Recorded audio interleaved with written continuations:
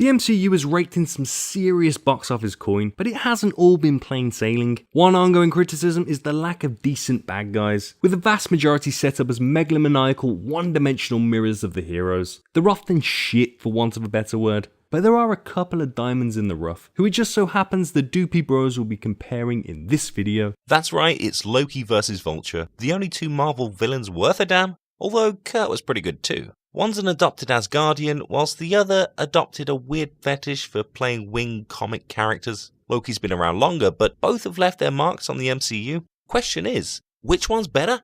Or rather, worse. We'll be looking solely at their cinematic outings to try and determine exactly that, scoring the rounds randomly as we go. Round 1, Motivation. Loki very much lives up to his title as God of Mischief, although invading Midgard and killing people for fun goes a bit beyond shits and giggles. All this might have been avoided had they just left him with the Frost Giants. Cheers, Odin. Ironically, it was his new dysfunctional family that set up Loki's twisted psyche, and his inferiority complex pretty much fuels everything he does. But when your adopted papa is Hannibal Lecter, it's all par for the course, I suppose. Okay, so Loki had a fucked up family life. But come on, dude, grow a pair. You're still a practically immortal deity with vast superpowers. And you can dance. Vulture, meanwhile, is more of a humble dude. Okay, he's the goddamn Batman. The winged one just wants to provide for his family. And we've all been tempted to start up our own illegal weapons operation to make ends meet. Right? Loki and Tombs clearly have their differences, but the two do share common ground, like their great taste in fashion.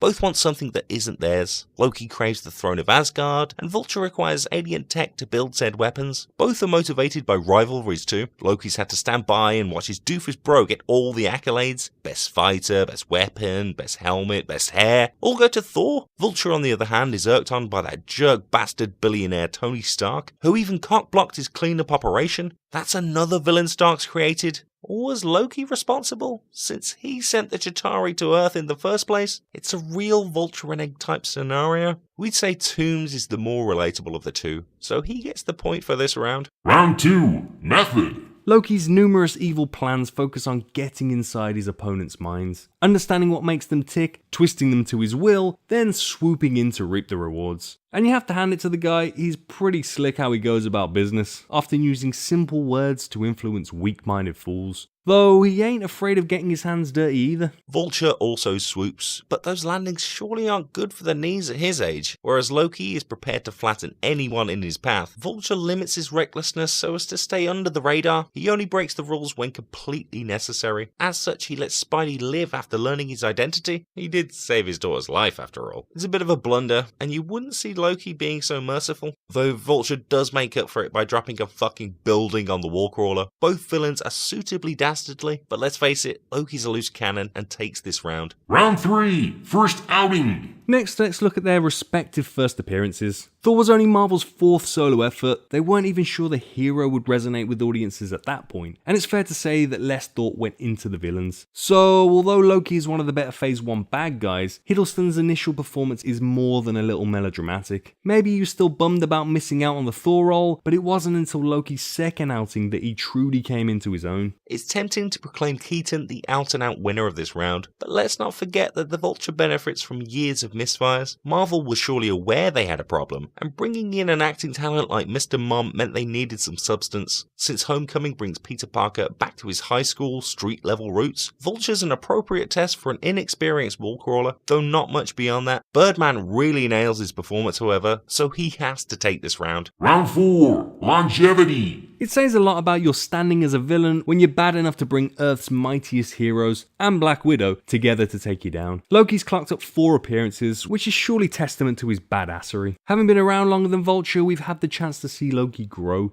and his hairline recede. Without giving too much away, Ragnarok's another good outing for Loki. You'd be forgiven for thinking he's more of a good guy these days after helping out Thor again, but we have a sneaking suspicion that he hasn't put his villainy behind him. As such, he'll undoubtedly appear in Infinity War, and his sheer versatility and popularity means he could crop up anywhere for years to come.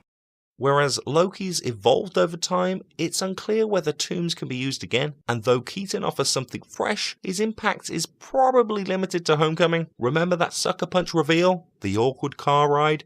him pulling a motherfucking piece on Spidey. They're all awesome, but it's not like he's gonna have the same effect again. The only place left to go is Revenge, which, as we've seen before, is pretty dull. It's unlikely the sequel will continue Vulture's story, but there's a chance he could reappear later down the line, like if they ever get around to doing Sinister Six. But properly. Whatever happens, Loki has proven staying power and takes the final round. So, shock horror, we have a tie, at least by these arbitrary comparison points, but we still need to choose a winner. Despite the draw, the Doopy Bros feel inclined to give Loki the nod. We just feel like there's so much more to his game, and though we love Mike, it's hard to see him making the same overall impact on the MCU long term. And as Tony Stark points out, Birdman's a little below the Avengers pay grade. So, going on his superior threat level and his sheer love of being a total bastard, Loki's our winner. But we'd love to know what you think. Be sure to cast your vote in the poll up top and add your thoughts in the comments down below. Thanks for watching.